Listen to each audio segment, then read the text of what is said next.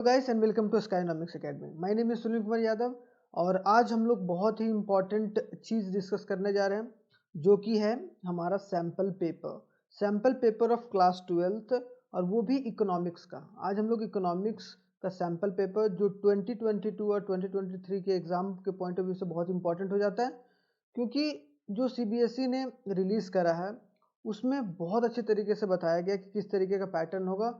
तो हम लोग उसी पैटर्न पर सॉल्व करने की कोशिश करेंगे और साथ ही साथ जानने की कोशिश करेंगे कि किस टाइप का क्वेश्चन या किस तरीके का क्वेश्चन पूछा जाएगा हमारे एग्जाम में, और उसी तरीके से हम लोग आगे तैयारी भी बनाए रखेंगे। ठीक है, तो ये हमारा इकोनॉमिक्स का वीडियो होगा। ये दो पार्ट में आएगा। आज ये हमारा पहला पार्ट है, दूसरा पार्ट बहुत जल्द अपलोड होगा। और साथ ही साथ इसके बाद बीएसटी को भी हम लोग सही तरीके से कवर करेंगे, बिजनेस स्टडीज़ को।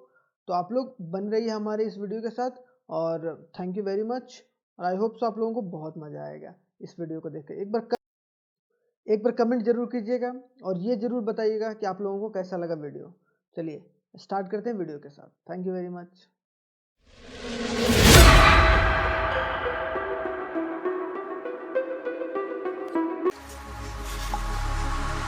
बहुत ही इम्पोर्टेंट टॉपिक के साथ शुरुआत करने जा रहे हैं जो कि है सैम्पल पेपर डिस्कस करेंगे, और वो भी 22-23 बोर्ड एग्जाम के पॉइंट ऑफ व्यू से क्लास 12th का जो इकोनॉमिक्स का पेपर है। इस पेपर का कोड क्या है? 030। और ये हमें कितना 3 घंटे का समय मिलेगा आप लोगों को, और साथ ही साथ 80 मार्क्स का पेपर होगा। तो हम लोग बहुत अच्छे तरीके से जानने की कोशिश करेंगे, और ये वीडियो फर्स्ट पार्ट होगा, पार्ट फर्स्ट होगा सैम्पल पेपर का। ठीक है, सीबीएसई का इकोनॉमिक्स का। उसके बाद हम लोग बीएसटी भी लाएंगे साथ ही साथ। ठीक है, यह और अच्छे तरीके से जानने की कोशिश करेंगे उसमें। और सेकंड पार्ट क्या होगा? पार्ट जो सेकंड आएगा इकोनॉमिक्स का, उसमें क्या होगा? मैक्रो इकोनॉमिक्स को ना डिस्कस करके क्या है, इंडियन इकोनॉमी डेवलपमेंट को डिस्कस करेंगे पार्ट फर्स्ट में। आज हम लोग किसको डिस्कस करेंगे? मैक्रो इकोनॉमिक्स के सेक्शन को। दो सेक्शन में बांटा जाएगा आपके पेपर को। फर्स्ट पार्ट में मैक्रो इकोनॉमिक्स और दूसरे पार्ट में क्या, इंडियन इकोनॉमिक डेवलपमेंट। क्लियर? तो इसमें जान लेते हैं कि पेपर में क्या क्या या किस किस टाइप के क्वेश्चन रहेंगे या किस किस टाइप के क्वेश्चन पूछे जाएंगे। तो 20 एमसीक्यूज पूछे जाएंगे, एमसीक्यूज 20। क्लियर? एक एक मार्क्स के रहेंगे।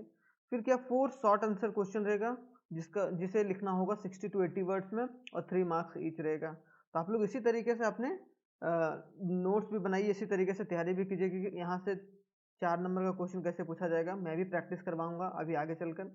और साथ ही साथ 5 नंबर का क्वेश्चन कैसे आएगा, 6 नंबर का क्वेश्चन कैसे आएगा, 1 नंबर का क्वेश्चन कहाँ से बनेगा, मैं वीडियो में बताता भी रहता हूँ। और 6 क्वेश्चन जो रहेगा वो क्या रहेगा, 4 मार्क्स का रहेगा। कितने? 80 to 100 वर्ड में लिखना होगा। क्लियर? और लास्टली क्या होगा, 4 लॉग आंसर टाइप रहेगा जो 6 नंबर का रहेगा, मतलब 24 नंबर आप लोगों का है। अगर आप लोग इसको अच्छे से अटेम्प्ट कर लिए ना, तो फिर सारा पेपर का खेल यहीं पर हो जाएगा। क्लियर? तो ये सारी चीज़ों को हम लोग डिस्कस करेंगे इस पेपर में। और स्टार्ट करते हैं मैक्रो इकोनॉमिक सेशन से। और ये सेक्शन बहुत इंपॉर्टेंट हो जाता है क्योंकि जो इसमें कॉन्सेप्चुअल इंफॉर्मेशन है वो बहुत ज़्यादा बनता है। क्लियर? इंडियन इकोनॉमी में थोड़ा सा केस बेस्ड स्टडीज टाइप में क्वेश्चन बनता है एक दो, और इसी तरीके से हम लोग आगे लेकर चलेंगे। तो चलिए स्टार्ट करते हैं पहले स्लाइड से। ठीक है, तो पहला क्वेश्चन क्या है भाई मैक्रो इकोनॉमिक्स के सेशन से? पहला क्वेश्चन है स्टेटमेंट बेस्ड क्वेश्चन। ठीक है, स्टेटमेंट 1 में बोला गया है क्या, कि the consumption curve is upward sloping straight line curve due to the direct relationship between income and consumption. क्या बोला जा रहा है कि इनकम और कंजम्पशन की वजह से जो अपवर्ड स्लोपिंग होता है कंजम्पशन कर्व, बिल्कुल होता है भाई। क्योंकि क्या, जैसे जैसे आपका इनकम बढ़ता चला जाता है, जैसे जैसे आपका इनकम इंक्रीज करता है, सेम उसी तरीके से आपका क्या होता है कि कंजम्पशन भी इंक्रीज होता है। ठीक है, मैंने अभी तक इस चैप्टर को पढ़ाया नहीं है, लेकिन मैं इसे बहुत जल्द पढ़ाऊंगा। ठीक है, ये बात याद रखना है। ठीक है, and the consumption of constant marginal propensity to consume, MPC जो होता है वो कांस्टेंट रहता है, ये जंक्शन रहता है। क्लियर? तो फर्स्ट स्टेटमेंट राइट है हमारा। सेकंड स्टेटमेंट क्या है, aggregate demand curve and the consumption curve are parallel to each other. क्या जो एग्रीगेट डिमांड कर्व रहता है और कंजम्पशन कर्व रहता है, कि जितना डिमांड होता है सेम उसी तरीके से कंजम्पशन कर्व भी रहता है, दोनों पैरेलल में चलता है। कंजम्पशन कर्व भी और एग्रीगेट डिमांड कर्व भी दोनों पैरेलल में चलता है। तो हमारा आंसर क्या हो जाएगा? C, both A and B. Clear? चलिए नेक्स्ट क्वेश्चन पर चलते हैं। नेक्स्ट क्वेश्चन क्या है हमारा? नेक्स्ट क्वेश्चन थोड़ा सा अभी करंट से रिलेटेड है। Owing to a Russia and Ukraine crisis, अभी रशिया और यूक्रेन का क्राइसिस हुआ था, मतलब क्या, जो लड़ाई वगैरह हो रहा था, तो रशिया और यूक्रेन का जो लड़ाई हुआ था, तो world is experiencing rising the crude oil price. Crude oil मतलब कच्चा तेल जो हम लोग खास करके इंपोर्ट करते हैं। 80% जो हमें क्रूड ऑयल रहता है वो क्या करते हैं, हम लोग क्या करते हैं, इंपोर्ट करते हैं। तो ये बोल रहा है due to the supply side issues identify most likely to impact the balance of payment in the situation of Indian economy from the following. कि बैलेंस ऑफ पेमेंट जो बीओपी है उसको कैसे इम्पैक्ट करेगा, या कौन सी चीज़ है किस वजह से बैलेंस ऑफ पेमेंट क्या होगा, इम्पैक्ट करेगा। Due to the supply side issue बोल रहा है, ठीक है, कि मतलब अगर रशिया और यूक्रेन में झगड़ा हो गया तो भाई रशिया और यूक्रेन, खास करके रशिया क्या ऑयल बहुत ज़्यादा क्या करता है, एक्सपोर्ट करता है, तो ये तो आना ही है क्योंकि वो सप्लाई नहीं कर पा रहा था उस हिसाब से, क्योंकि वहाँ वॉर वगैरह चल रहा था। तो इसका आंसर क्या होगा, outflows of dollar from India, मतलब outflow of US dollar from India will rise. कि जो इंडिया से आउटफ्लो हो रहा है डॉलर का, उसका क्या होगा, राइज हो जाएगा। फ्रॉम इंडिया विल राइज मतलब आउटफ्लो ऑफ यूएस डॉलर, जो यूएस डॉलर का प्राइस है वो बढ़ जाएगा। 70 रुपीज़ अगर बोला जाए पर डॉलर, $1 था पहले, अब क्या हो जाता है 80 रुपीज़। क्यों? क्योंकि सप्लाई कम हो गया है। आप लोग बजट वाले चैप्टर में मैंने पढ़ाया है बैलेंस ऑफ पेमेंट कि किस तरीके से वो राइज हो जाता है, किस तरीके से वो डाउन आ जाता है। क्लियर? तो यहाँ पर ये बात याद रखना है कि जब सप्लाई कम हो जाता है तो क्या होता है, सप्लाई कम हो जा रहा है, इसका मतलब क्या, प्राइस बढ़ जाएगा। ठीक है, इसका मतलब क्या, inflow of US dollar in the US, क्या inflow of US dollar Bharat में आ जाएगा? नहीं आएगा। Production and a sale cycle of India will rise, बिल्कुल नहीं होगा। प्रोडक्शन ऑफ कार, इससे लेना देना ही नहीं है कि प्रोडक्शन ऑफ कार बढ़ जाएगा या घट जाएगा। तो डायरेक्टली क्या कि आउटफ्लो, कि हमारे देश से डॉलर जाएगा, आउटफ्लो ज़्यादा होगा। क्लियर? क्योंकि हमें कहीं और से परचेज करना पड़ेगा। तो आई होप सो ये वाला भी आंसर क्लियर होगा। आते हैं आप next third question. Third question क्या है, फिल इन द ब्लैंक्स है। Dash is a institution that accept deposit for lending purpose. ये कौन सा इंस्टीट्यूशन है, या कौन से एक गवर्नमेंट इंस्टीट्यूशन है, या बोला जाए कौन सा प्राइवेट इंस्टीट्यूशन है, या कोई भी इंस्टीट्यूशन है जो एक्सेप्ट करता है क्या, डिपॉजिट। एक्सेप्ट क्या करता है, डिपॉजिट, मतलब पैसे को एक्सेप्ट करता है फॉर लेंडिंग पर्पसेस, ताकि वो लोन वगैरह दे सके। कौन सा है? ये बहुत सिंपल सा आंसर है, commercial bank. Life insurance corporation क्या करता है, इंश्योरेंस फैसिलिटी प्रोवाइड करता है। ठीक है, reserve Bank of India RBI जो है वो क्या करता है, नहीं करता है लेंडिंग, मतलब इन द सेंस वो आम जनता को लेंड नहीं करता है, वो किसको, कमर्शियल बैंक को लोन वगैरह देता है। गवर्नमेंट ऑफ इंडिया, ये सिंपल सी बात है, गवर्नमेंट ऑफ इंडिया क्यों लेंड करेगी। तो यहाँ थर्ड क्वेश्चन भी आपका क्लियर होगा। चलते हैं फोर्थ वाले। फोर्थ में क्या, फिर से स्टेटमेंट बेस्ड आ गया। स्टेटमेंट बेस्ड वाले क्वेश्चन को ना, स्टेटमेंट बेस्ड वाले क्वेश्चन को थोड़ा सा ध्यान से देखिएगा, केयरफुली, ताकि आप लोगों को अच्छे तरीके से पता हो। ऐसा ना हो कि वो नोट लिखा हो, कुछ ऐसा लिखा हो, उससे आप लोग कंफ्यूज हो जाएं। तो read the following statement carefully. पहला क्या बोला है स्टेटमेंट, कि export of financial service, export of financial service by India will recorded on the credit side of the current account. ये बोल रहा है क्या, कि जो एक्सपोर्ट होगा, हमारे देश से एक्सपोर्ट होगा कोई भी सामान। अब एक्सपोर्ट होने का मतलब क्या, कि सर्विस एक्सपोर्ट हो रहा है कि नहीं। तो सर्विस एक्सपोर्ट होगा तो हमारे देश में पैसा आएगा ना, क्या आएगा, रुपीस आएगा, या डॉलर के फॉर्म में आएगा। तो इन द सेंस क्या, कि वो क्रेडिट साइड में लिखाएगा of a current account. Current account के क्रेडिट साइड में बिल्कुल लिखाएगा भाई। क्यों? क्योंकि हमारे देश में क्रेडिट हो रहा है पैसा, डेबिट का मतलब कटना। उसके बाद सेकंड स्टेटमेंट बोला है, foreign direct investment in India will record on a credit side of the capital in the light of given statement. ये बोला कि फॉरेन डायरेक्ट इन्वेस्टमेंट जो एफडीआई होगा, हमारे देश का फॉरेन डायरेक्ट इन्वेस्टमेंट, अगर कोई बाहर विदेश इंसान या विदेश का कंपनी को हमारे देश में क्या कर रहा है, कि इन्वेस्ट कर रहा है ना। पहला कॉन्सेप्ट क्लियर हो गया, करंट अकाउंट के क्रेडिट साइड में लिखाएगा एक्सपोर्ट हो रहा है अगर हमारा सर्विस। और दूसरा अगर एफडीआई, फॉरेन डायरेक्ट इन्वेस्टमेंट, इसका फुल फॉर्म भी याद रखना है भाई, ठीक है। एफडीआई जब बाहर से अगर कोई इन्वेस्ट कर रहा है, कोई कंपनी, मान लो कि फेसबुक इन्वेस्ट कर रहा है हमारे देश में कहीं पर, तो इसका मतलब क्या, हमारे देश में क्या हो रहा है, पैसा आ रहा है ना। तो इन द सेंस ये कैपिटल अकाउंट के क्रेडिट साइड में आएगा, ठीक है, ये क्रेडिट साइड में आएगा। तो हमारा ये दोनों ऑप्शन करेक्ट है, पहला भी स्टेटमेंट करेक्ट है, दूसरा भी। तो statement 1 is true and 2 is false, बिल्कुल गलत है ये। Statement 1 is false, second is true, बिल्कुल गलत है। Both statement 1 and 2 is true, हाँ ट्रू है। तो बोथ दोनों सही है, दोनों फॉल्स तो हो ही नहीं सकता है। क्लियर, ये बात यहाँ तक आप लोगों को समझ में आ गया होगा, और नहीं आएगा तो आप लोग दोबारा जरूर देखिएगा, ठीक है। उसके बाद अब आते हैं फिफ्थ वाले क्वेश्चन पर। फिफ्थ वाला क्वेश्चन थोड़ा सा इंपॉर्टेंट हो जाता है और ध्यान से देखिएगा, ठीक है। फिफ्थ वाला क्वेश्चन अगर देखा जाए तो read the following statement carefully. पहला स्टेटमेंट बोला है the net investment is a, जो नेट इन्वेस्टमेंट होगा, नेट इन्वेस्टमेंट मतलब जो भी खर्चा वगैरह उसे काट कर जो नेट होता है। नेट मैंने बताया था कि अगर इनकम पिताजी का मान लो 50,000 रुपया, जो टैक्स वगैरह देते हैं, टैक्स वगैरह मान लो 10,000 रुपये उनका इनकम टैक्स कट जाता है, तो बचा कितना 40,000 रुपये, तो वो हमारा क्या हो गया, नेट इनकम हो गया। सेम उसी तरीके से इन्वेस्टमेंट भी होता है। इन्वेस्टमेंट कहीं करता है तो उस पर जो भी खर्चा वगैरह रहता है उसको साइड कर दो, और जो भी टैक्स वगैरह भारत सरकार ले रही है या कुछ भी ले रही है वो सब साइड कर दो, तो वो क्या हो जाएगा, नेट इन्वेस्टमेंट हो जाएगा। क्लियर, या तो फिर हम लोग इस तरीके से बोल सकते हैं, हम लोग जो बाहर देश में इन्वेस्ट कर रहे हैं और जो हमारे देश का इन्वेस्ट कर रहे हैं उसको माइनस कर देंगे तो नेट इन्वेस्टमेंट हो जाएगा। इज अ स्टॉक कैपिटल, क्या नेट इन्वेस्टमेंट स्टॉक कॉन्सेप्ट है, स्टॉक से रिलेटेड, और capital is a flow, capital क्या है, फ्लो कॉन्सेप्ट है। स्टॉक और फ्लो बहुत इंपॉर्टेंट कॉन्सेप्ट है, ये बात याद रखना है, ठीक है। तो इसमें क्या बोला गया, पहला बोला कि statement 1 is true and 2 is false, है कि नहीं। क्या बोला है कि स्टेटमेंट पहला जो है वो क्या है कि ट्रू है और दूसरा फॉल्स है, बिल्कुल यही स्टेटमेंट होगा। देखो यहाँ मैंने आंसर भी मेंशन करा, both statement 1 and 2 are false, है कि नहीं। तो इसका मतलब क्या है कि हमारा डी ऑप्शन होगा। पहला ऑप्शन इसलिए नहीं होगा क्योंकि दूसरा जो है वो तो फॉल्स है, लेकिन पहला जो है वो ट्रू नहीं है, वो भी फॉल्स है। क्लियर, तो हमारा आंसर क्या हो जाएगा, डी, क्योंकि ये दोनों उल्टा है।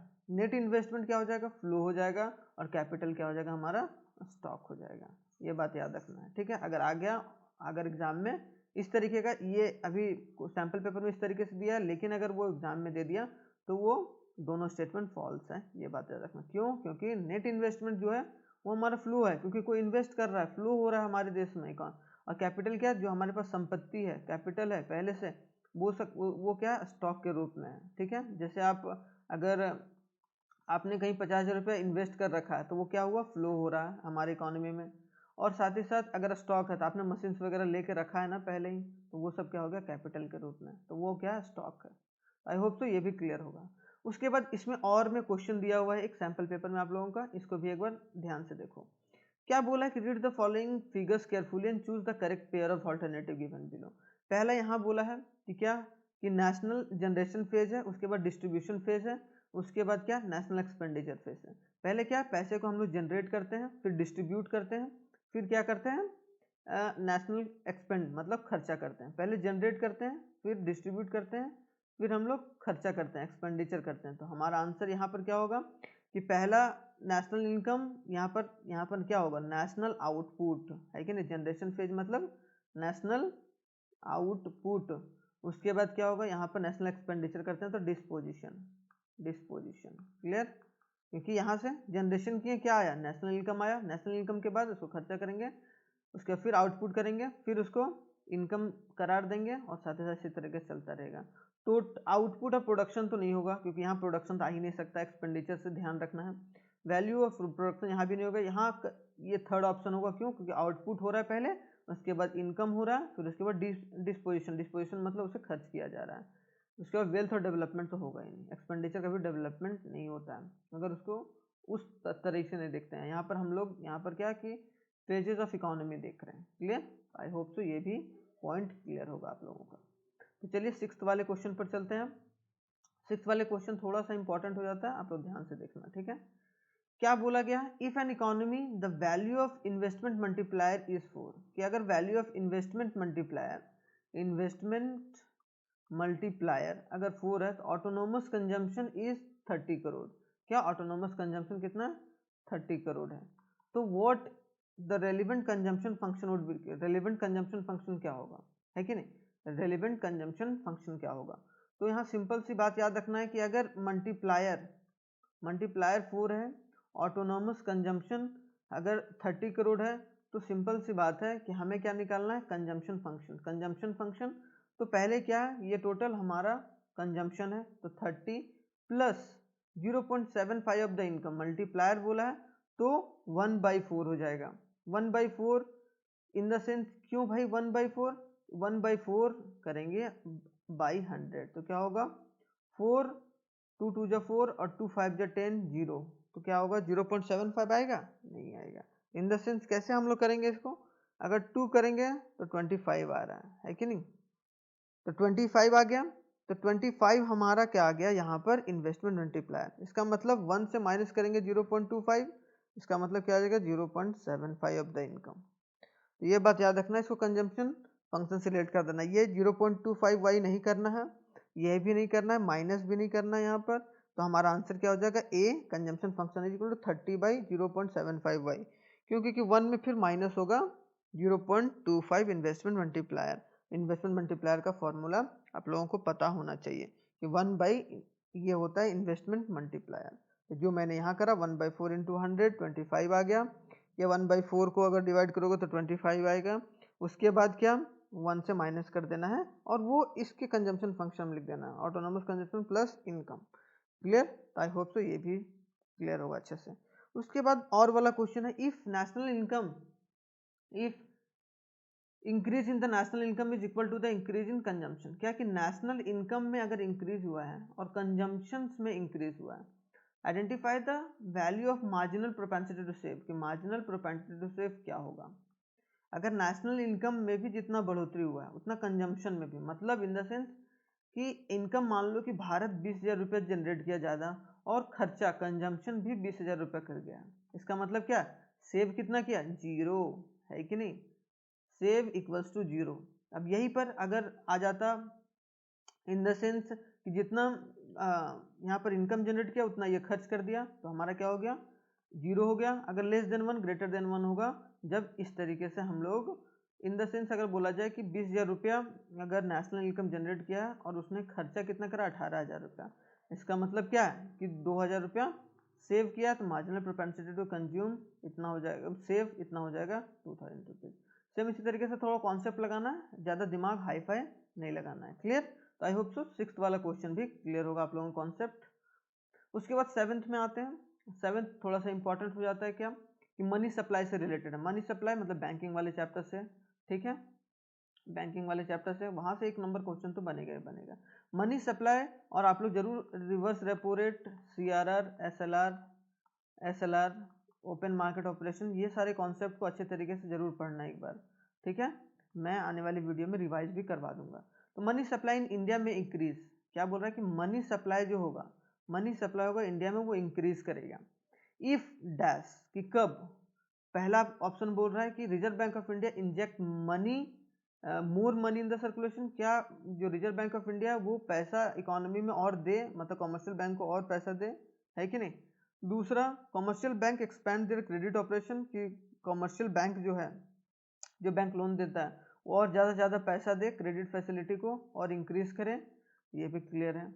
थर्ड क्या, tax are reduce by the central bank, अगर टैक्स रिड्यूस करेगी सेंट्रल बैंक अगर टैक्स रिड्यूस करेगी तो बचेगा ज़्यादा पैसा, इसका मतलब ज़्यादा से ज़्यादा खर्च लोग करेगा, मतलब मनी सप्लाई मार्केट में अपने आप ही बढ़ जाएगा। क्यों? क्योंकि मान लो पहले आप 10 रुपया कोई चीज़ को दे रहे थे टैक्स के रूप में, अब 8 रुपया दोगे तो ये 2 रुपया तो आप खर्च ही करोगे ना, ये 2 रुपया खर्च ही करोगे। इन द सेंस ये टैक्स वाले सिस्टम से पता चला। क्लियर? फोर्थ क्या, reserve Bank of India will increase the bank rate, नहीं, ये वाला ऑप्शन क्या इनकरेक्ट है। क्यों? अगर बैंक रेट बढ़ जाता है, अगर बैंक रेट बढ़ जाएगा मान लो, तो क्या है कि बैंक जो होगा, कॉमर्शियल बैंक होगा, वो ज़्यादा पैसा नहीं लेगा, ठीक है, इन द सेंस तो क्या होगा, वो ज़्यादा से ज़्यादा पैसा लेंड भी नहीं कर पाएगा, तो यहाँ पर मनी सप्लाई कैसे इंक्रीज होगा, है कि नहीं। यहाँ ये कॉन्सेप्ट आप लोगों को समझ में आ जाना चाहिए। तो ऑप्शन क्या, 1, 2 और 3 इज करेक्ट, तो आंसर 1, 2 और 3 is correct. I hope so यहाँ तक क्लियर होगा। उसके बाद आते हैं आप 8th वाले क्वेश्चन पर। थोड़ा सा फिगर, ये फिगर से बेस्ड है और थोड़ा सा ये इम्पॉर्टेंट भी है आप लोगों के लिए, अगर अच्छे से आप लोग नोटिस करोगे तो, ठीक है। यहाँ पर क्या, suppose following data is presented for an imaginary economy, बोला गया कि ईयर 2010 में जो विजिबल एक्सपोर्ट है और जो विजिबल इंपोर्ट है, विजिबल एक्सपोर्ट और विजिबल इंपोर्ट मतलब खास करके गुड्स से लेना देना बोला जा रहा है, ठीक है, गुड्स से लेना देना बोला जाए। यहाँ पर सर्विस नहीं आ रहा है क्योंकि सर्विस क्या होगा, इनविजिबल होता है, वो दिखाई नहीं देता है। तो यहाँ पर गुड्स अगर मान लो कि 280,000 करोड़, 280,000 करोड़ और ये 240,000 करोड़, 2020 में ये बढ़कर कितना हो गया 580,000 करोड़, ये हो गया 460। Identify which of the following statement about this period is correct, कि 2010 और 2020 के बीच का ये कौन सा स्टेटमेंट करेक्ट है। क्लियर। तो पहला, improve the balance of trade, क्या इम्प्रूव किया बैलेंस ऑफ ट्रेड, है कि नहीं। दूसरा, increase in the trade deficit, क्या घाटा बढ़ गया हम लोगों का। फिर थर्ड क्या, इंप्रूवमेंट ऑफ, पहले देखो कभी क्वेश्चन पढ़ने के बाद ऑप्शन जरूर पढ़ना, उसके बाद क्वेश्चन पर जाना है। ये बहुत अच्छा एक याद रखना है कि आप लोगों को कॉन्सेप्ट, कि भाई पहले पूरा क्वेश्चन पढ़ लो कि क्या क्या पूछा गया, क्या क्या स्टेटमेंट है, ताकि मैं तुरंत हम लोग आइडेंटिफाई कर पाए। Improvement in the balance of invisible, क्या इंप्रूवमेंट हुआ है बैलेंस में इनविजिबल में, इनविजिबल की तो बात ही नहीं हो रही है, तो ये ऐसे कट गया। Deterioration of balance in trade, क्या बैलेंस इन ट्रेड में घटावा आया है, तो ये भी या बर्बाद हो रहा है या थोड़ा सा कम हो जा रहा है, डिटोरिएशन का मतलब। तो फर्स्ट ऑप्शन ही लग रहा है, अगर हम लोग इन तीनों को नेग्लेक्ट कर दें तो directly improvement of balance trade. क्यों, क्योंकि मान लो पहले 280,000 करोड़ का क्या हो रहा था, गुड्स जनरेट कर रहे थे, अब बढ़ गया है, ये भी बढ़ा ये भी बढ़ा है, मतलब एक्सपोर्ट और import, in the sense export कितना बढ़ा है, देखो 300 है कि नहीं, 300,000 करोड़, या 300 अगर 1000 इतना हो गया। क्लियर, 300,000 करोड़, और ये क्या कितना 240, तो 220, मतलब क्या इंपोर्ट, इंपोर्ट 220,000, मतलब क्या यहाँ पर export is greater than import. और क्या होता है ये, improvement of balance of trade. क्या किया यहाँ पर कि एक्सपोर्ट ज़्यादा कर रहे हैं हम लोग, इंपोर्ट कम कर रहे हैं, एक्सपोर्ट ज़्यादा कर रहे हैं, इंपोर्ट कम कर रहे हैं, तो हमारा क्या होगा, improvement of balance in trade, कि जो भी ट्रेड कर रहे हैं हमारा उसमें इंप्रूवमेंट हुआ है, इंक्रीमेंट हुआ है। आई होप सो ये भी क्लियर होगा। इसमें एक और दिया हुआ, और वाले में एक बार हम लोग ये भी जान लेते हैं। विजिबल एक्सपोर्ट इतना बोला है, विजिबल इंपोर्ट इतना बोला है, इनविजिबल एक्सपोर्ट, इनविजिबल, तो नेट करेंट ट्रांसफर, तो आंसर क्या होगा इसमें, ये बात याद रखना। तो यहाँ बोला balance of the current account will be, तो करेंट अकाउंट का बैलेंस क्या होगा, करेंट अकाउंट का बैलेंस क्या होगा, तो इन 1000 करोड़, तो क्या बोला डेफिसिट होगा और 10 होगा, सरप्लस होगा 5 होगा, और डेफिसिट होगा 5 होगा, या फिर सरप्लस होगा 10 होगा। यहाँ पर सरप्लस होगा 5 होगा, वो कैसे होगा, आप लोग एक बार ध्यान से देखो। सरप्लस क्यों होगा, सरप्लस कब होता है, जब हमारा export, export in the sense export बढ़ जाता है, ज़्यादा हो जाता है कितना, इंपोर्ट से, है कि नहीं। तो यहाँ पर देखो एक्सपोर्ट यहाँ पर 100, यहाँ पर एक्सपोर्ट क्या 70, तो 170 हो गया, और यहाँ पर कितना हो गया, अब बोलोगे 180 हो गया। यहाँ पर थर्ड 170 हो गया, यहाँ पर 100 हो गया, और इंपोर्ट, इंपोर्ट ये वाला है, ऐसे याद रखना, इंपोर्ट ये दोनों, ये एक्सपोर्ट है 150, और ये इंपोर्ट, तो कितना हो गया 150, 150 और 30 180 हो गया, इंपोर्ट किया 180,000 करोड़ का, और 170 इधर हो गया, 170 और प्लस 15, 170 और 15 कितना हो गया, 170 और 15 185,000 करोड़, तो 185,000 करोड़ हो गया 180 करोड़, तो 5 हो गया हमारा क्या, ये क्या था ये हमारा 185 सरप्लस हो गया, ये हमारा सरप्लस हो गया, तो सरप्लस और 5,000 करोड़ हम लोग सरप्लस में जा रहे हैं, ये बात याद रखना है, ठीक है। एक बार मैं और अच्छे से बता देता हूँ, एक बार अच्छे से थोड़ा सा देख लेना, ठीक है। क्या मैं बोल रहा हूँ कि एक्सपोर्ट है, एक्सपोर्ट ये वाला है और एक्सपोर्ट ये वाला है, ठीक है। तो ये और ये तीनों को प्लस करेंगे, क्योंकि नेट करंट ट्रांसफर बैलेंस है, कि नेट करंट ट्रांसफर बैलेंस कितना है, तो 185, टोटल इतना 1000 करोड़, 185,000 करोड़, और ये कितना आ गया 180 करोड़, है कि नहीं, क्लियर। तो इसका मतलब क्या है कि एक्सपोर्ट कितना है मेरा, एक्सपोर्ट वाले साइड में अगर बोला जाए, इनकम वाले साइड में कितना है 185,000 करोड़, है कि नहीं, 185,000 करोड़, और इंपोर्ट में कितना है 180,000 crore, 180,000 crore, in the sense कि 5 हमारा क्या है, अगर माइनस करेंगे तो 5 सरप्लस आएगा, 5,000 crore surplus. Clear, I hope so ये भी क्लियर होगा, ठीक है। अब चलते हैं नेक्स्ट वाले स्लाइड पर। 9th क्वेश्चन है, 9th क्वेश्चन बहुत ही इंपॉर्टेंट हो जाता है ये भी, और आप लोग ध्यान से देखना, और आप लोगों को मज़ा लग रहा होगा तो आप लोग लाइक बटन जरूर एक बार दबा देना है, और मस्ती से मस्त से पढ़ते रहिए, ठीक है। अगर आप लोगों को इसका प्रॉपर PDF चाहिए होगा सोल्यूशन का, तो हमारे व्हाट्सएप नंबर पर एक बार आप लोग व्हाट्सएप कर सकते हैं, वहाँ आप लोगों को मिल जाता है। ये हमारा इंस्टाग्राम आईडी है, ये हमारा फेसबुक आईडी है, ये हमारा वेबसाइट है, तो आप लोग यहाँ विजिट कर सकते हैं। रेगुलर इन्फॉर्मेशन यहाँ भी PDF वगैरह आप लोगों को आसानी तरीके से मिल जाएगा। ठीक है, read the following statement assertion और रीजनिंग। अब क्या हो गया, असर्शन और reasoning. Give one of the correct. अब मैं एक अलग वीडियो बनाऊंगा कि आप लोग असर्शन और रीजनिंग कैसे सॉल्व कर सकते हैं एग्जाम पॉइंट ऑफ व्यू से, एग्जाम में, और कौन कौन से असर्शन और रीजनिंग के क्वेश्चन पूछे जा सकते हैं कौन कौन चैप्टर से। तो मैं ये भी चीज़ डिस्कस करूंगा। अभी आप लोगों का प्री बोर्ड आने वाला है, तो आप लोग सही तरीके से थोड़ा सा तैयारी करते रहिए। पहला असर्शन क्या है, पहला असर्शन क्या है कि ex post investment represent the planned investment. ठीक है, where as ex ante investment represent the actual level of investment. क्या बोल रहा है कि एक्स एंटे जो है वो क्या है कि इन्वेस्टमेंट जो है, इन्वेस्टमेंट मतलब क्या, इन्वेस्टमेंट मतलब क्या, ये बोला जा रहा है कि एक्स पोस्ट इन्वेस्टमेंट जो होता है वो क्या प्लान्ड इन्वेस्टमेंट होता है, और जो एक्स एंटे इन्वेस्टमेंट है वो एक्चुअल लेवल ऑफ इन्वेस्टमेंट होता है। बिल्कुल गलत है, उल्टा होता है। एक्स पोस्ट मतलब बाद में, तो बाद वाला क्या होगा, हमेशा एक्चुअल होगा, है कि नहीं।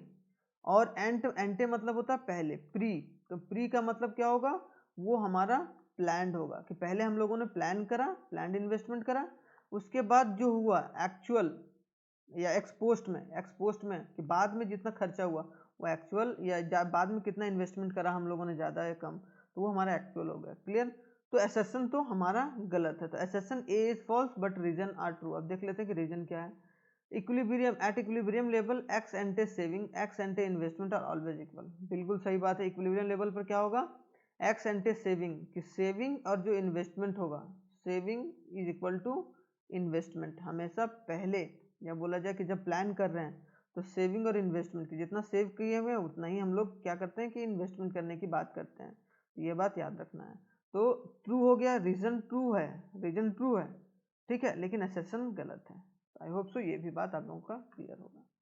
अब चलिए नेक्स्ट वाले स्लाइड पर चलते हैं।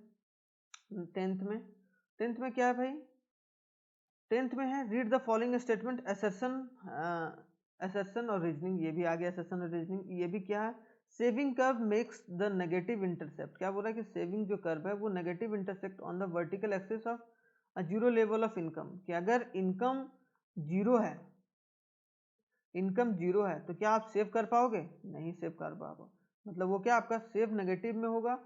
ये ऐसा जरूरी नहीं आपका इनकम जीरो होगा तो देखो एक्सपेंडिचर होता है ना, वो कुछ ना कुछ होता है, वो पॉजिटिव में चलता रहता है। इनकम चाहे आपका कुछ भी हो, आप खर्चा तो करोगे ही करोगे, लेकिन सेव क्या हो सकता है, सेविंग नेगेटिव जा सकता है। क्लियर, तो यहाँ पर ये बात याद रखना है, ठीक है।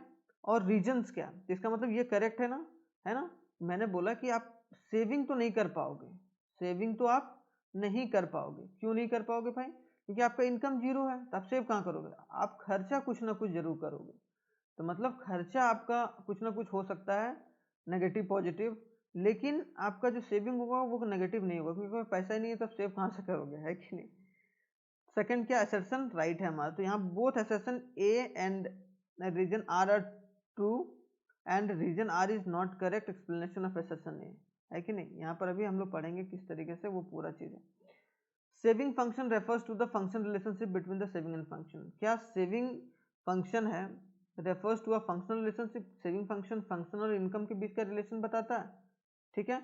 अब पहला बोला है both assertion A and B are true and reason R is correct, तो दोनों देखो both assertion and reason are true, assertion और रीजन तो बिल्कुल सही है, लेकिन reason R is not correct explanation of assertion. लेकिन जो यहाँ बोला गया है, यहाँ पर क्या सेविंग और इनकम के बारे में बोला गया जीरो, अगर यहाँ रहता क्या कि आपका सेविंग किस हिसाब से इनकम पर रिस्पेक्ट करता है, ये रिस्पेक्टिवली किस तरीके से काम करता है, तब ये राइट होता। लेकिन यहाँ सेविंग और इनकम के रिलेशनशिप को नहीं बताता है, मतलब ये जो स्टेटमेंट है वो इससे रिलेट नहीं करता है, ठीक है। ये दूसरा स्टेटमेंट है, ये दूसरा स्टेटमेंट, मतलब दोनों तो करेक्ट है, लेकिन जो रीजन दिया गया कि इसकी वजह से ये होता है, नहीं, बिल्कुल नहीं।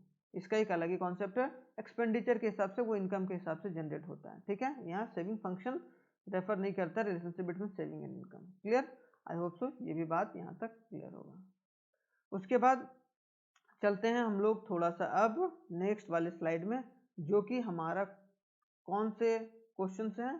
थर्ड, या बोला जाए 11th क्वेश्चन जो 3 मार्कर क्वेश्चन है। इसमें क्या बोला गया? Suppose the hypothetical economy there is a 2 economy A and B. क्या बोला गया? 2 इकोनॉमी है ए एंड बी।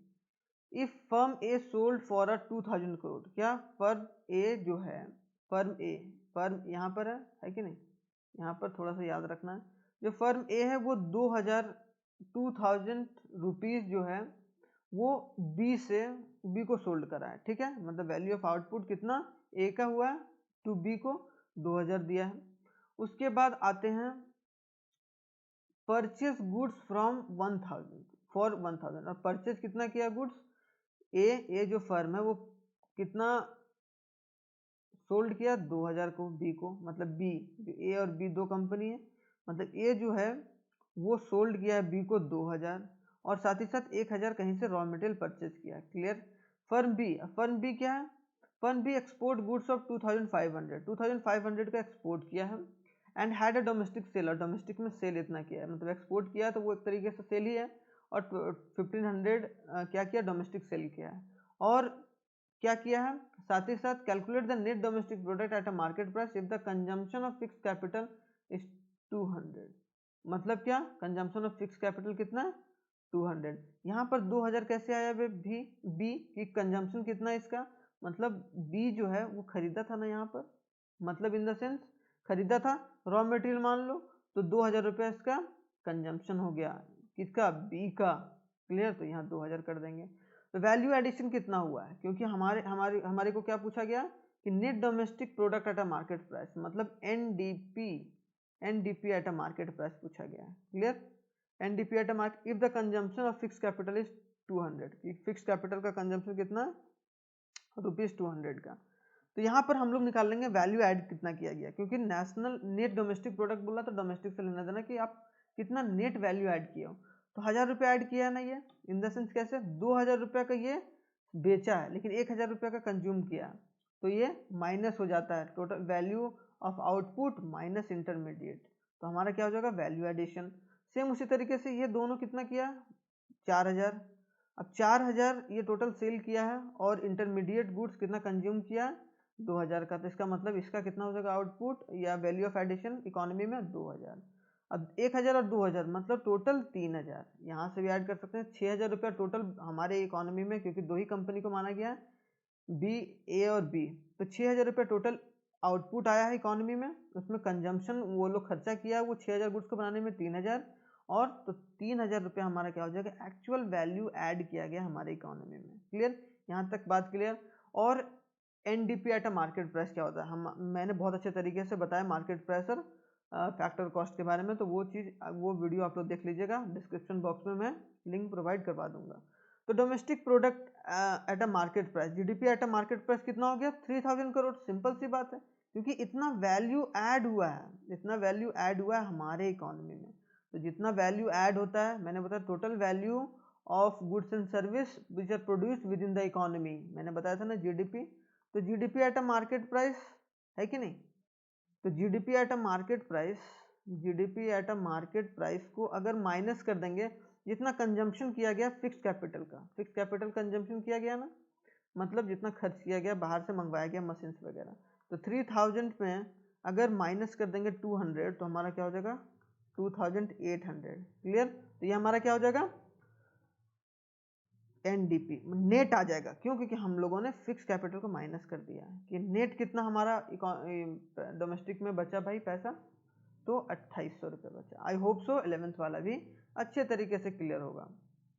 ठीक है, इसके बाद चलते हैं नेक्स्ट वाले स्लाइड में और 12th वाले क्वेश्चन में। देखो 12th वाला क्वेश्चन क्या है कि अब थ्योरेटिकल क्वेश्चन आ गया, तो आप लोग अच्छे तरीके से और ध्यानपूर्वक देखना।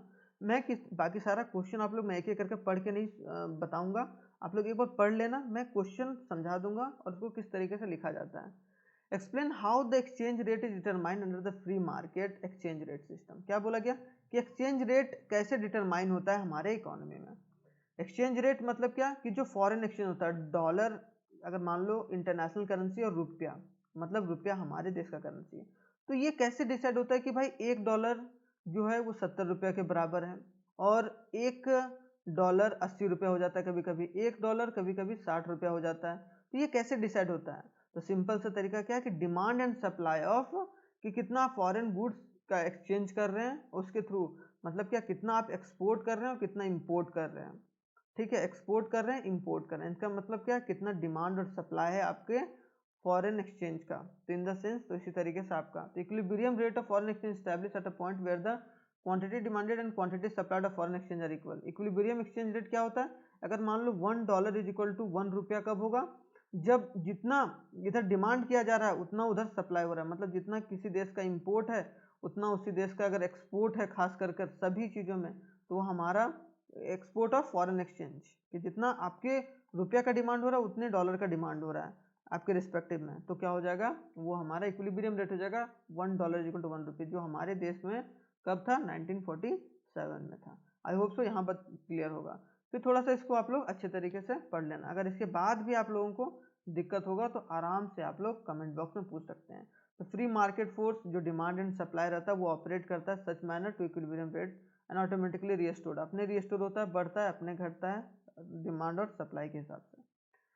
सेकंड क्वेश्चन है distinguish between autonomous and accommodative transaction of balance of payment. Autonomous क्या होता है, balance of payment BOP, BOP autonomous क्या होता है, और बीओपी एकोमोडेशन, एकोमोडेटिंग ट्रांजैक्शन क्या होता है। Autonomous transaction are those international economic transaction which are independent of the state of balance and transaction generally takes place with economic motive, कि कोई भी अगर पैसा खर्च किया जा रहा है इकोनॉमिक मोटिव से, the transaction are called above the line transaction of balance and payment. इसको क्या बोलते हैं, एबव द लाइन, मतलब ऑटोनोमस, इतना तो खर्च करना ही चाहिए था क्योंकि ये इकोनॉमिक मोटिव से, मतलब हमारे देश को बढ़ाने के लिए ये खर्चा किया जा रहा है। क्लियर। उसके बाद क्या, एकोमोडेटिंग क्या होगा, accommodate transaction are those international economic transaction which are undertaking a competent authority to cover the surplus and deficit balance of payment. This कि अगर सरप्लस हो गया, सरप्लस को खर्चा कर दिए, या फिर बोला जाए घाटा हो गया कहीं से ले लिए, तो ये below the line of the transaction होता है। And these transactions are independent of any economic activity is called a below the line transaction is called a balance of payment account in a balance of payment account। इसको हम लोग बोलते हैं accommodated transaction, कि अगर surplus और deficit है economy में और उसको भरपाई करने के लिए या उसको ज़्यादा खर्च करने के लिए जो पैसा किया जा रहा है इकोनॉमिक पॉइंट ऑफ व्यू से इंडिपेंडेंट तरीके से, उसको हम लोग क्या बोलेंगे, एकोमोडेटिव। ऑटोनोमस होता है कि आप पूरा इकोनॉमिक मोटिव से जो खर्चा कर रहे हो। क्लियर। ऑटोनोमस कि उतना तो जायज ही है, उतना तो खर्चा करना ही चाहिए। तो आई होप सो 12th वाला भी आप लोगों का कंप्लीट हो गया होगा।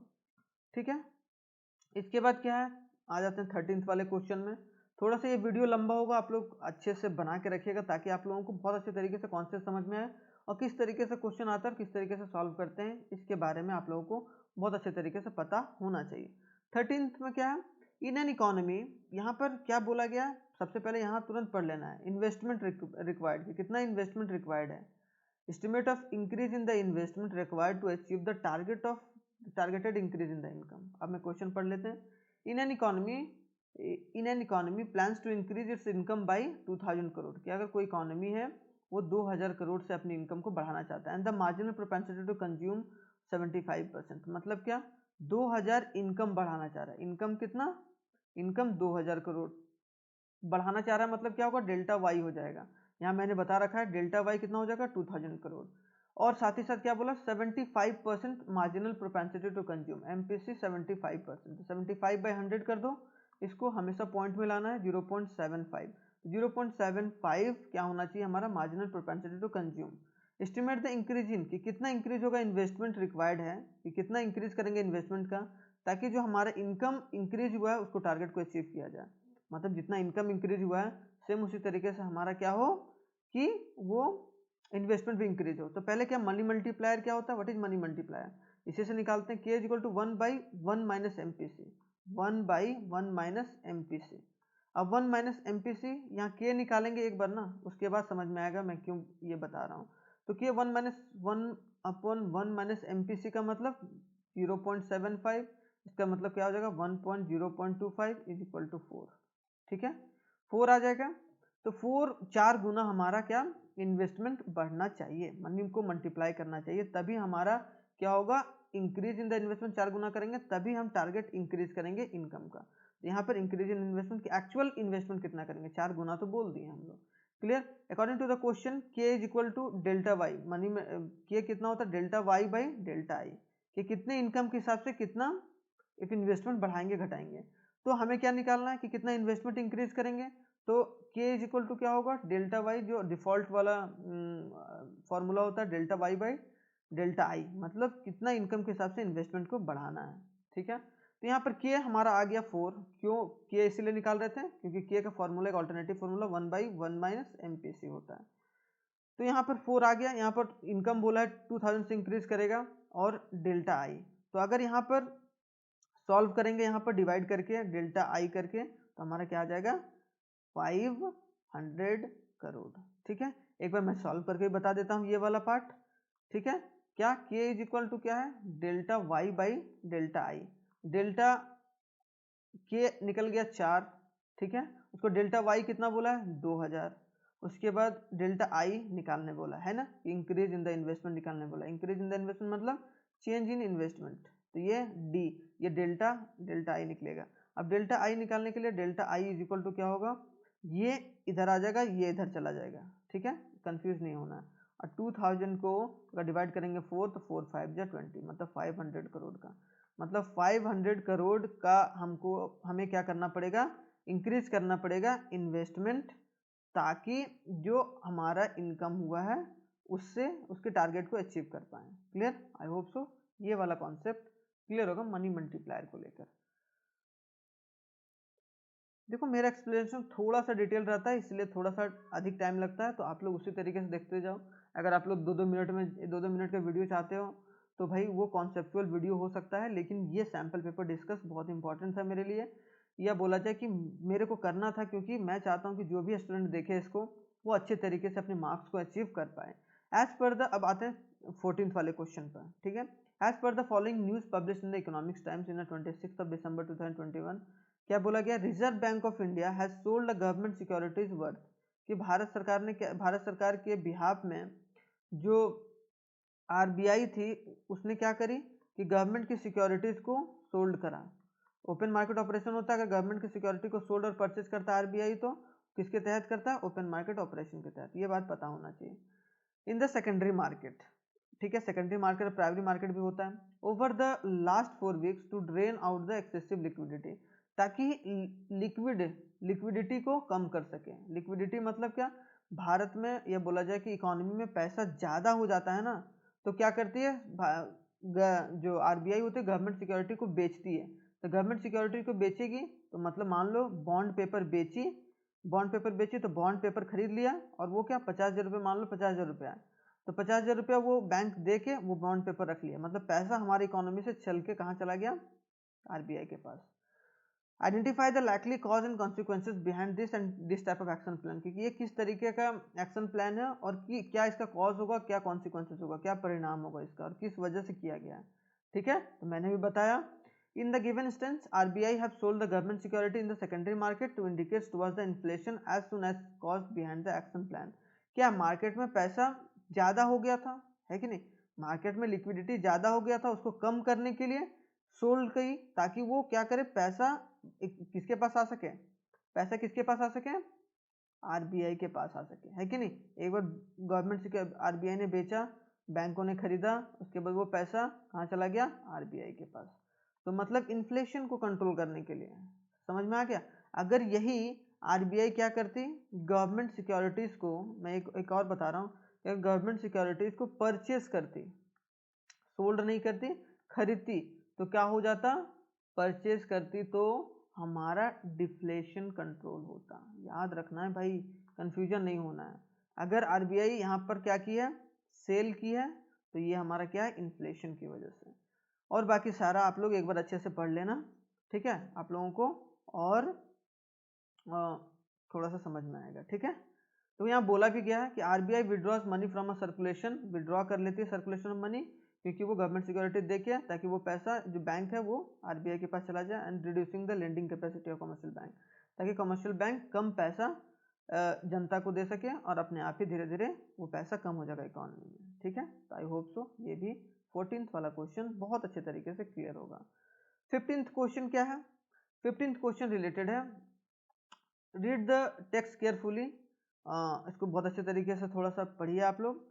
और relevant function of the central bank, कि रेलिवेंट फंक्शन क्या है, रेलिवेंट फंक्शन क्यों इंपॉर्टेंट हो जाता है भाई, रिलीवेंट इन द सेंस क्या बोला गया है कि किस तरीके से, रीड द फॉलोइंग, आप लोग कॉन्टेक्स्ट कीजिए और उसी तरीके से relevant function of central bank बताइए कि कौन कौन सा सेंट्रल बैंक का रिलीवेंट फंक्शन है, इंडिकेटेड किया गया है वो। Recently reserve Bank of India conducted a statutory inspection, वो समय समय पर इंस्पेक्शन करते रहता है ताकि क्या कमर्शियल बैंक सही तरीके से काम कर रहा है कि नहीं, against the commercial bank. Commercial bank was impose in stringent penalties owing to a deficiency in regulation compliances. As per the central bank, the inspection revealed a non-compliances, vice versa, different direction issued by the RBI on the following front. क्या बोला गया, central bank ने inspection करके inspection reveals a non compliance की सही से जो commercial bank है वो कॉम्प्लायंस अच्छे से नहीं कर पा रहा और डिफरेंट डायरेक्शन में इशू किया गया बहुत सारा रूल्स एंड रेगुलेशन, किसके द्वारा, आरबीआई के द्वारा। क्लियर। तो पहला कि ATM card fraud, second ensuring integrity and quality of data, क्या डेटा वगैरह क्वालिटी वगैरह मेंटेन किया जा रहा है, और थर्ड क्या, loan to the small borrowers. तो गिवन द टेक्स्ट आंसर क्या होगा इसका भाई, तो यहाँ पर सिंपल से हम लोग क्या कि ये एक तरीके का फंक्शन है किसका, सेंट्रल बैंक का, ताकि वो सभी कॉमर्शियल बैंक पर नजर बनाए के रखें। ठीक है, तो आप लोगों को उसी तरीके से लिखना है। 4 नंबर का क्वेश्चन है तो आप लोगों को ज़्यादा ज़्यादा 80 to 100 वर्ड्स लिखना है, उससे ज़्यादा नहीं लिखना है। आप लोग मार्क्स जरूर देखते रहना।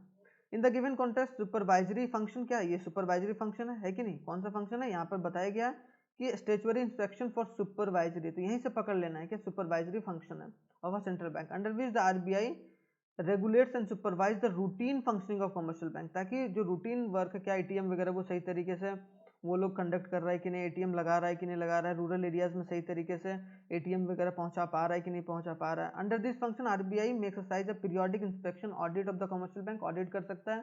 ठीक है, filling the reports by the commercial bank and other statutory compliances of central bank is a corrective, और उसके बाद सेंट्रल बैंक क्या कि टेक कोई भी एक्शन लेता है, अगर कोई फ्रॉड वगैरह करते हुए मिल गया तो उस पर प्रॉपर कॉम्प्लायंसेस के थ्रू अगर कोई दिक्कत आ रहा है तो सेंट्रल बैंक को बोलेगा, और उसी तरीके से पेनल्टी वगैरह भी लगाया जाता है किसको, सेंट्रल बैंक के थ्रू कमर्शियल बैंक पर। तो आई होप सो ये भी सुपरवाइजरी फंक्शन आप लोगों का क्लियर होगा। इसके बाद क्या है, 15th क्वेश्चन का सेकेंड पार्ट जो है, देखो मैंने यहाँ पर इतने क्वेश्चन को डिस्कस करा, साथ ही साथ मैं भी ये भी कि आने वाले क्वेश्चन या उस तरीके से और सारे क्वेश्चन कितने तरीके से बन सकते हैं वो भी मैं डिस्कस करते चला जा रहा हूँ। ठीक है, अब क्या है, reverse ratio and credit creation are inversely related, क्या बोला है कि रिवर्स रेशियो जो रहता है और जो क्रेडिट क्रिएशन रहता है, क्रेडिट क्रिएशन कौन करता है, अभी मैं बताऊंगा मल्टीप्लाई के थ्रू कैसे होता है। Do you agree with the given statement, justify your answer with suitable numerical example, कि न्यूमेरिकल अपने खुद से न्यूमेरिकल एग्जांपल लगा के आप क्या है कि रिजर्व रेशियो जो रहता है और जो क्रेडिट क्रिएशन रहता है वो क्या इन्वर्सली प्रोपोर्शनल है, मतलब reverse ratio is inversely proportional to the credit creation. ठीक है, तो ये बात आप लोगों को पता होना चाहिए, क्या ये जनरली होता है, तो बिल्कुल होता है। Yes, there is a inverse relationship between the reserve ratio and credit creation. ठीक है, इन एन इकोनॉमी, क्यों भाई, क्यों होता है ऐसा, क्योंकि रिजर्व रेशियो घटेगा बढ़ेगा वो डायरेक्टली डिपेंड नहीं करता है कि आप कितना क्रेडिट का क्रिएशन कर रहे हैं, मतलब कितना ज्यादा आप क्रेडिट कितना पैसा बना रहे हैं। ठीक है, तो क्या है, money multiplier equal 1 by reserve ratio, इसका फॉर्मूला याद रखना, कभी भी रिजर्व रेशियो कहा गया तो मनी मल्टीप्लायर क्रेडिट क्रिएशन से, क्योंकि क्रेडिट क्रिएशन कौन करता है, मनी मल्टीप्लाई, कितना मनी मल्टीप्लाई हो रहा है, तो 1 बाई रिजर्व रेशियो ये फॉर्मूला होता है। ठीक है, money multiplier is equal to 1 by reserve ratio, तो इसका मतलब क्या हो गया यहाँ पर, सीसी, मतलब क्या, क्रेडिट क्रिएशन। तो क्रेडिट क्रिएशन क्या होता है, initial deposit into a money multiplier, कि क्रेडिट क्रिएशन क्या होता है कि इनिशियल जो डिपॉजिट होता है, जितना भी डिपॉजिट होता है इनटू करते हैं उसको हम लोग, कि मान लो कि अगर 100 रुपया, अब यहाँ पर समझेंगे हम लोग। ठीक है, रिजर्व रेशियो मान लो कि अगर 10% रखे हैं और मनी मल्टीप्लाई क्या हो गया 0.1, मतलब क्या 10, 1 बाई 0.1, क्योंकि 10% का मतलब क्या होता है 1 बाई रिजर्व रेशियो बोला 10%, इसका मतलब 1 बाई 10 इंटू 100, या बोला जाए 10% का, ऐसे कर लेते हैं ना, 10% का 10 बाई 100, इसको क्या हो गया 0.1, तो 0.1% क्या कर रहा है कि ये मनी का क्रिएशन कर रहा है, 25% है। ठीक है, तो यही क्या हो गया 4, इसका मतलब क्या, रिजर्व रेशियो अगर इंक्रीज कर रहा है, ठीक है, रिजर्व रेशियो इंक्रीज कर रहा है तो क्या हमारा उसी तरीके से मनी मल्टीप्लायर क्या हो रहा है, डिक्रीज कर रहा है कि नहीं, रिजर्व रेशियो अगर इंक्रीज कर रहा है पैसा देखो रखने से बढ़ता नहीं है, याद रखना, पैसा रखने से नहीं बढ़ता है, पैसा इन्वेस्ट करने से बढ़ता है, ये बात है। इसीलिए ये कॉन्सेप्ट कि रखने से नहीं बढ़ता, इन्वेस्ट करने से बढ़ता है। तो रिजर्व जितना भी बढ़ा लो, आप रिजर्व बढ़ा रहे उससे क्या होगा कि आपका क्रेडिट का क्रिएशन बढ़ेगा, नहीं बढ़ेगा। तो यहाँ पर देखना भी कि इनिशियल 10,000, मान लो कि 10,000 का इनिशियल डिपॉजिट था बैंक में, और इसका रिजर्व रेशियो 10% रखना था कमर्शियल बैंक को, और इसमें 25% रखना था। अब क्या हो गया, अगर मनी मल्टीप्लायर क्या होता है कि 1 by रिजर्व रेशियो, तो इसका मतलब क्या, अगर इसको सॉल्व करेंगे इनिशियल इंटू मनी मल्टीप्लायर, तो क्या हो जाएगा 1,00,000 रुपया, कि 1,00,000 रुपया का मनी क्रिएशन हुआ। लेकिन अगर 25% अगर बैंक रिजर्व के रूप में रख रहा है कमर्शियल बैंक, तो क्या हो रहा है, मनी मल्टीप्लायर 4 टाइम्स आ रहा है, 4 टाइम्स आ रहा है ना। इसका मतलब क्या, 40,000 ही वो पैसे को क्रिएट कर पा रहा है, मतलब 40,000 ही वो आगे लोन वगैरह दे पा रहा है और उससे पैसा क्रिएट कर पा रहा है। इसका मतलब क्या, जितना कम रिजर्व रेशियो रहेगा उतना ज़्यादा मनी क्रिएशन होगा। इसीलिए इनवर्सली प्रोपोर्शनल है कि अगर आप ज़्यादा पैसा बैंक में सेव रखोगे, सेव करोगे, सेव कर रहे हो, मतलब एक तरीके से रिजर्व रख रहे हो आप, उसको खर्चा करने का अलाउंस नहीं है, तो क्या होगा, मनी का क्रिएशन नहीं होगा। क्लियर, तो इसीलिए inversely proportional. I hope so ये कॉन्सेप्ट बहुत अच्छे तरीके से क्लियर होगा। उसके बाद चलते हैं अब नेक्स्ट वाले स्लाइड पर। नेक्स्ट वाला स्लाइड क्या बता रहा है भाई, कि डिफाइन बोल रहा है, define a gross domestic product deflator and discuss the importance. GDP deflator क्या होता है, ratio of nominal to the real GDP, nominal GDP by real GDP, nominal GDP by real GDP क्या होता है, जीडीपी डिफ्लेटर, कि हमारा GDP आखिरकार कितना बढ़ा या घटा है, डिफ्लेट कितना किया है। और सेकंड क्वेश्चन बोला, state the discuss of 2 precaution to be covered, ये 6 मार्क्स का है, तो आप लोग इतना छोटा आंसर नहीं लिखोगे, इसको थोड़ा सा और इलेबोरेट करके लिखना है। मैंने आपको क्या थोड़ा सा हिंट दिया है, इसका इलेबोरेट करके लिखोगे किस तरीके से होता है, ये कैसे हेल्प करता है हमारे इकोनॉमी के ग्रोथ करने में। जितना अच्छा डेवलपमेंट होगा, जितना फिजिकल आउटपुट होगा, उतने अच्छे तरीके से हमारा इकोनॉमी बढ़ेगा। सेम उसी तरीके से टू प्रिकॉशन बोल रहा है, जो लेना चाहिए while estimating the national income by expenditure method, कि एक्सपेंडिचर मेथड के थ्रू अगर हम लोग क्या करते हैं कि नेशनल इनकम को अगर काउंट करते हैं, एस्टिमेट करते हैं, तो आपको कौन कौन से पॉइंट याद रखने चाहिए। Expenditure on intermediate goods are not taken into account, इसमें क्या होता है, इंटरमीडिएट गुड्स को नहीं लिया जाता expenditure method, and avoid the problem of double coincidence, ताकि दोबारा काउंट ना हो सके। तो इस सारे कॉन्सेप्ट को अच्छे तरीके से थोड़ा सा देख लेना है। और फर्स्ट क्या था, expenditure on the second hand is not included, कि जो खर्चा हो रहा है, आप सेकेंड हैंड, आप मान लो सेकेंड हैंड गाड़ी लियो और उस पर जो खर्चा कर रहे हैं, तो वो चीज़ काउंट नहीं होता नेशनल इनकम में। तो ये 2 प्रिकॉशन लेना पड़ता है कभी भी आप नेशनल इनकम अगर काउंट कर रहे हैं एक्सपेंडिचर मेथड के थ्रू। इसी को इलैबोरेट करना है, ऐसा नहीं कि इतना ही बना के छोड़ देना है, ठीक है, इसको इलैबोरेट भी करना है। आई होप सो यहाँ तक क्लियर होगा 16।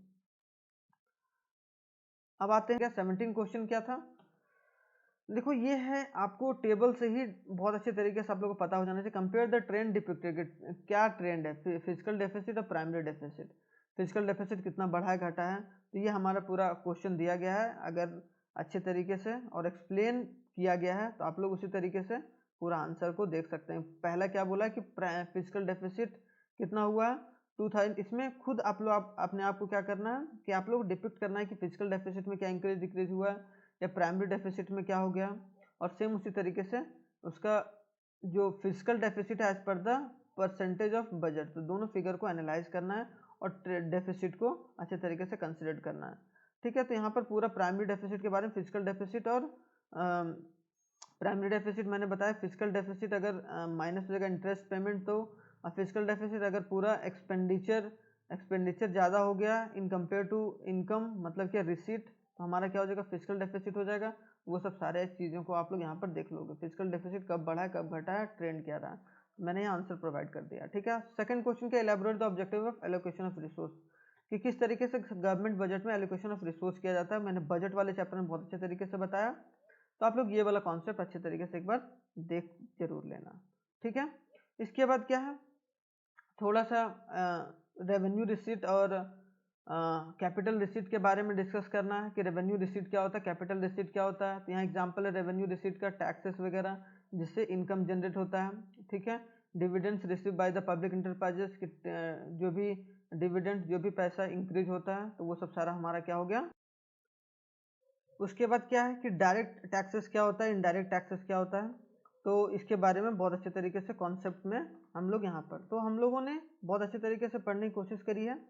क्या ये वाला मैं एक बार फिर से थोड़ा सा डिस्कस करता हूँ, आगे स्लाइड बढ़ गया था। तो रेवेन्यू रिसीट और उसके साथ हम लोग डायरेक्ट और इनडायरेक्ट टैक्सेस को यहाँ पर बहुत अच्छे तरीके से, डायरेक्ट टैक्स कौन होता है, जो आपका इनकम टैक्स होता है। आपके पिताजी के इनकम से अगर कुछ पैसा डायरेक्टली कटता है इनकम में, तो वो क्या होगा, डायरेक्ट टैक्स, जो आप लोग डायरेक्टली सरकार को देते हैं, गवर्नमेंट को देते हैं।